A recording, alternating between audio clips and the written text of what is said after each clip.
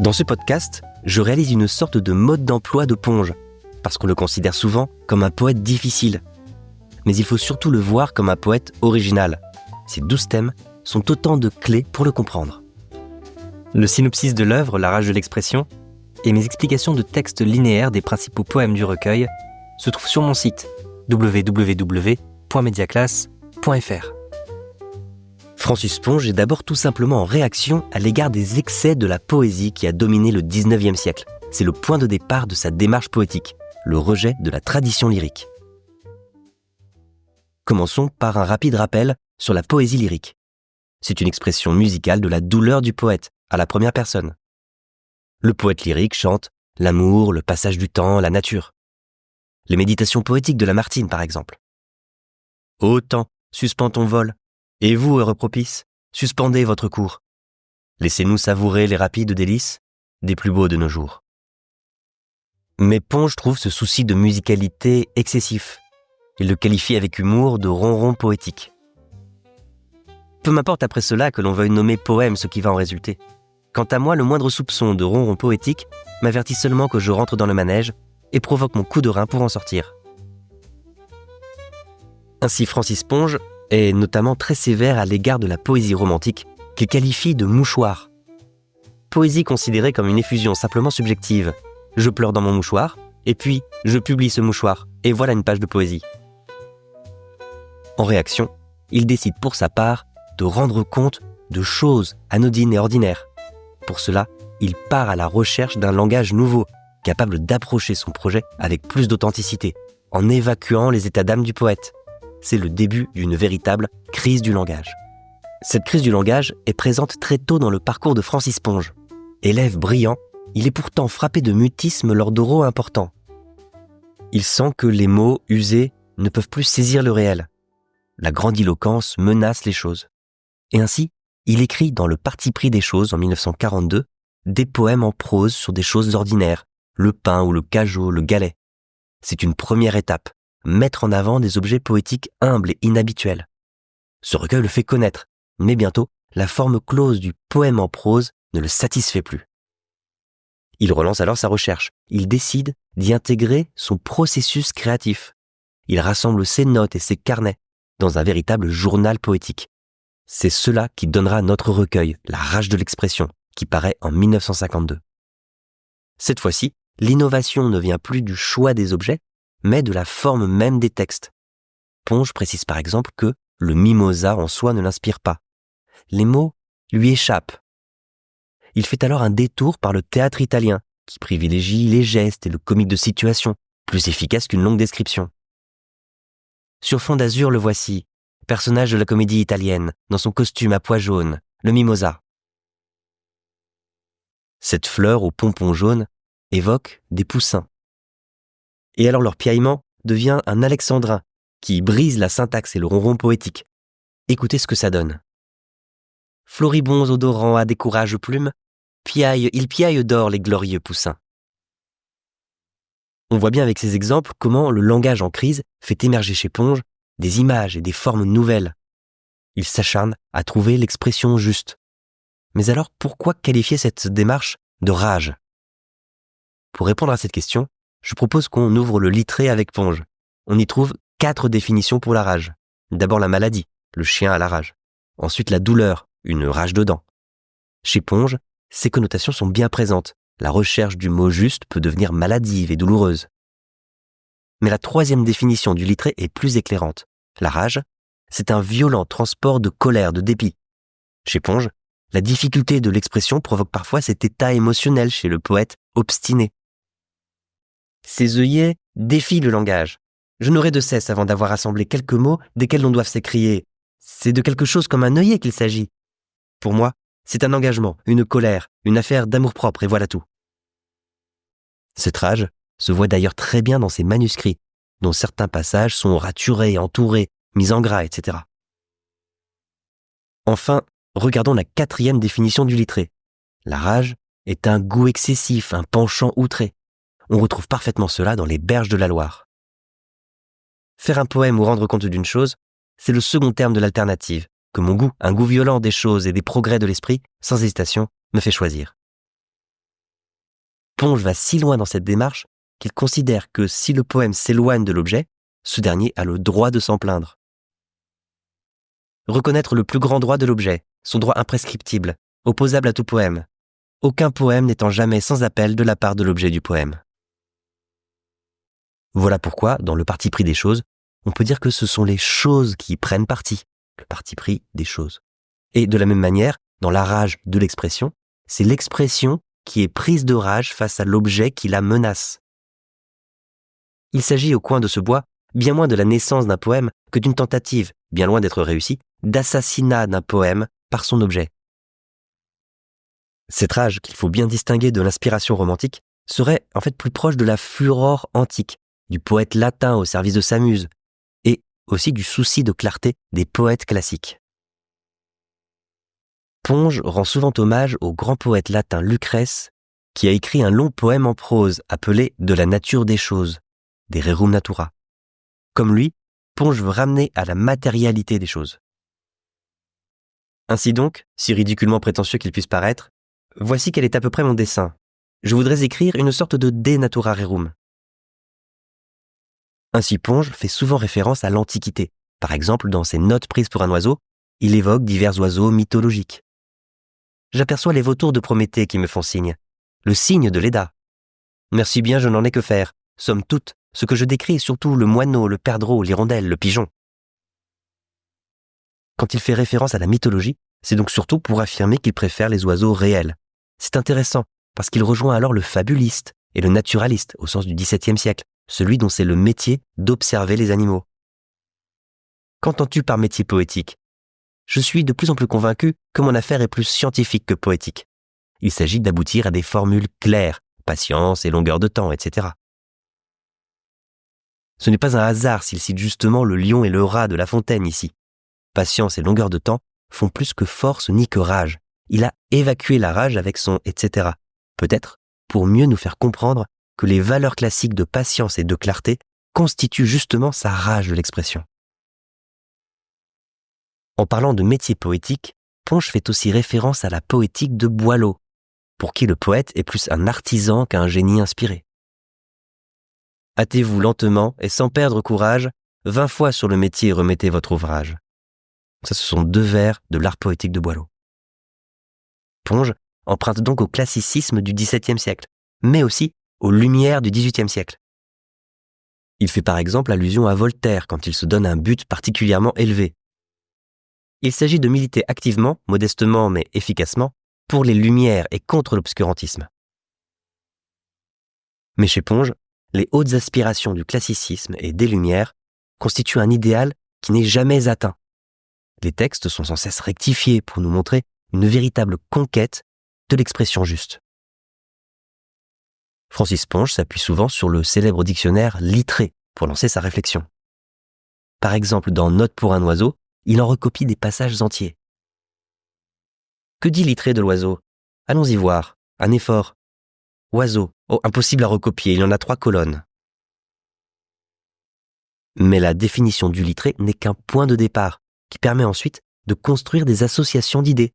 Il recherche par exemple une relation entre la sonorité du mot et ce qu'il représente, quitte même à le réinventer. Le mot oiseau contient toutes les voyelles, j'approuve. Mais à la place de l'S, j'aurais préféré l'aile de l'aile. Wallo, ou le V des ailes déployées, le V d'Awis, wavo.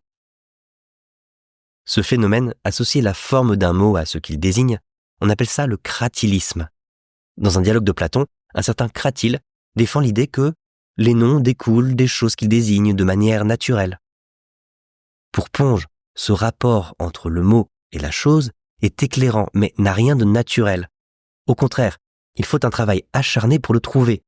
Voilà pourquoi il ne cesse de se corriger. C'est une figure de style qu'on appelle l'épanorthose, se reprendre pour préciser sa pensée. Que mon travail soit celui d'une rectification continuelle de mon expression, sans souci a priori de la forme de cette expression, en faveur de l'objet brut. Et ainsi, alors qu'on attend normalement à la fin d'un poème une chute, une pointe, une clausule, les textes de Ponge se terminent sur une variante ou un simple etc. désinvolte. Et caetera Et enfin pour le reste, pour un certain nombre de qualités que j'aurais omis d'expliciter, eh bien, cher lecteur, patience. Ces tours et détours n'ont donc pas vraiment de fin. Ils font porter notre attention sur le processus même de création, une recherche constante. Cette recherche constante explique bien pourquoi le projet poétique de Ponge semble toujours en mouvement, au point que Ponge doit commencer par dire ce qu'il n'est pas. Ni traité scientifique, ni encyclopédie, ni littré. Quelque chose de plus ou de moins. Publier l'histoire complète de sa recherche, le journal de son exploration. Pour mettre un peu d'ordre dans ses recherches, Ponge adopte la forme du journal poétique. Il mentionne régulièrement le lieu, la date et l'heure précise du travail qu'il réalise. Par exemple, son journal poétique dans la Mounine intègre son voyage en train et en bus. L'autobus, autocar, au lieu dit la Mounine, avançait assez lentement, il est vrai. Comme dans une série de croquis, les images et les procédés se succèdent. Cendre, mine de plomb, et même l'encre d'un poulpe. La plus fluide des encres est-elle vraiment la bleu-noire, azur à mine de plomb? Quel poulpe reculant au fond du ciel de Provence a provoqué ce tragique ancrage de la situation? Le texte devient alors une métaphore du processus d'écriture. C'est une sorte de combat contre le poème, apportant de nouvelles découvertes, mais sans aboutir à un résultat définitif. Par exemple, il constate dans le mimosa « Non, hélas, ce n'est pas encore à propos du mimosa que je ferai la conquête de mon mode d'expression. » Tous ces procédés que nous venons de voir, le carnet de croquis, la restitution d'un paysage par touches successives, sont inspirés du travail du peintre. Et en effet, on va voir que Ponge a de nombreuses affinités avec les peintres de son époque. C'est là que le contexte historique devient particulièrement intéressant. Au début du XXe siècle, quand Apollinaire rencontre Picasso, Braque et Matisse, ces peintres ouvrent leurs ateliers et les passerelles entre les arts se multiplient. Après la guerre, Ponge fréquente à son tour ses ateliers. La fonction de l'artiste est fort claire. Il doit ouvrir un atelier et y prendre en réparation le monde, par fragments, comme il lui vient. Non pour autant qu'il se tienne pour un mage, seulement un horloger, réparateur attentif du homard ou du compotier. Ponge admire d'abord Cézanne, qui géométrise les objets et les paysages. La Mounine rend hommage à la série consacrée à la montagne Sainte-Victoire, que Cézanne peint sans relâche. Ponge est aussi un proche des cubistes, et surtout de Georges Braque, qui abandonne les lois de la perspective pour mieux explorer simultanément les facettes d'un même objet. De même, Ponge dit qu'il tourne autour de l'objet, le mimosa notamment. Mais vraiment, plus je tourne autour de cet arbuste, plus il me paraît que j'ai choisi un sujet difficile. Cette démarche, pour ainsi dire cubiste, se retrouve parfaitement chez Ponge. Il juxtapose les images comme autant de points de vue révélateurs de l'objet. Dans l'œillet, par exemple. Papillote chiffon frisé, torchon de luxe satin froid, chiffon de luxe à belles dents, torchon de luxe de satin froid. Ponge devient proche d'autres artistes comme Picasso, Giacometti et Dubuffet également, qui réalise de lui une série de portraits très amusantes, où son visage ressemble à un galet. Cette volonté de représenter une vérité de l'objet, quitte à abandonner les schémas traditionnels, le rapproche aussi des philosophes de son temps. Parce que, en mettant les objets au premier plan, Ponge remet en cause le sens qu'on aimerait leur donner et donner au monde. Il attire l'attention de deux grands philosophes, Sartre et Camus. 1947, Sartre fait connaître le parti pris des choses dans un article où il décrit l'intérêt de la démarche tout en évoquant le risque de pétrifier les objets. Il paraît même, à première vue, aimer les fleurs, les bêtes et même les hommes. Et sans doute les aime-t-il, beaucoup. Mais c'est à condition de les pétrifier. Il a la passion, le vice de la chose, inanimée, matérielle. Ponge est un peu vexé par cette critique. Il répond à Sartre en lui dédiant la guêpe pour lui montrer que sa poésie n'a rien de figé. Il se trouvera bien quelques critiques un jour pour me reprocher cette irruption dans la littérature de ma guêpe de façon importune, agaçante, fougueuse et musarde à la fois. Francis Ponge et Albert Camus ont une longue correspondance, où ils parlent notamment du mythe de Sisyphe que Camus utilise, vous savez, pour décrire la condition de l'homme dans un monde absurde. Sisyphe, personnage mythologique, doit rouler en haut d'une montagne un rocher qui retombe toujours. Ponge y reconnaît son propre travail. Moi, la lourdeur de mon rocher me décourage souvent, me rend très paresseux. Est-il possible d'imaginer Sisyphe paresseux? Ne serait-ce pas le comble de l'absurde? En tout cas, les échanges avec Camus sont décisifs. Ponge décide de mettre l'inachèvement au cœur de son travail. Il se concentre sur le processus de création, ses difficultés et ses joies. C'est ce qu'il appellera finalement l'aube-jeu, une manière ludique et toujours renouvelée de poser notre regard sur le monde. Cette démarche de Francis Ponge participe parfaitement à toute une réflexion sur l'art qui traverse le XXe siècle. Ponge s'intéresse d'abord au dadaïsme, un mouvement artistique qui réagit à la Première Guerre mondiale de manière provocatrice et reste dans l'histoire de l'art justement parce qu'il bouleverse le regard que l'on pose sur les objets. Marcel Duchamp propose d'exposer un urinoir posé à l'envers. L'œuvre est refusée et fait scandale, mais il pose une question dérangeante. Un objet trivial et industriel ne peut-il pas être considéré comme une œuvre d'art par un simple changement de point de vue? Héritiers du dadaïsme, les surréalistes veulent opérer une révolution esthétique en s'appuyant sur les forces de l'inconscient et du rêve. Ponge ne s'y reconnaît pas car il rejette justement la subjectivité du poète. Par contre, il partage pendant un temps leurs orientations politiques. Comme de nombreux surréalistes, il prend sa carte au Parti communiste, avant de s'en éloigner. La façon de faire des surréalistes, être constamment sur les tréteaux à manifester, ça ne me concerne pas. J'aime mieux faire les choses comme un anarchiste prépare sa bombe, à l'écart. Pendant la Seconde Guerre mondiale, Ponge s'engage activement dans la résistance. On en retrouve des traces dans notre recueil, comme par exemple la dédicace à Michel Pontremoli, ami résistant fusillé, ou encore dans La Guêpe. D'abord, le brasier pétillant, crépitant, puis les vols s'accomplissent, vols de durée, avec offensive brusque de temps à autre, où la guêpe accomplit son devoir, c'est-à-dire son crime. Finalement, Francis Ponge reste original et inclassable. Il lie fermement ses deux objectifs politiques et poétiques. La naissance au monde humain des choses les plus simples, leur prise de possession par l'esprit de l'homme, voilà mon but poétique et politique. On voit bien comment cette volonté de privilégier les choses les plus humbles participe à une démarche politique. Ceux qui n'ont pas la parole, c'est à ceux-là que je veux la donner. Voilà où ma position politique et esthétique se rejoignent. Rabaisser les puissants m'intéresse moins que glorifier les humbles. Voilà où se trouve la véritable révolution aux yeux de Ponge. En donnant la parole aux choses, on rend possible une véritable rénovation du langage. Pour rénover le langage, Francis Ponge remet en cause les repères traditionnels, jusque dans la typographie, en multipliant les parenthèses, les points de suspension, les italiques. Même les idées d'abord mises de côté sont finalement listées, après une astérisque centrée sur la page. En italique, somme toute, il reste encore petit 1, les bandes éparses indisciplinées, petit 2, l'oiseau comme robinet de bois qui grince. D'ailleurs ici, on voit bien comment notre représentation traditionnelle de l'oiseau est déconstruite. Avec ces images juxtaposées, les bandes éparses et le robinet de bois. Cela produit surtout un effet de dissonance, une anomalie dans le ronron poétique. Et ainsi, quand Ponge rapproche des objets éloignés, ce n'est pas pour les fondre dans une réalité onirique comme les surréalistes. On peut penser à la terre bleue comme une orange de Paul Éluard. Mais, au contraire, pour produire un frottement, voire une collision. L'entrechoc des mots, les analogies verbales sont un des moyens de scruter l'objet. Ce brouillage des repères culmine dans le carnet du bois de pin, avec les accolades qui suggèrent des variations au sein même des variations. Et puis l'appendice au carnet devient une excroissance organique, qualifiée d'abcès poétique.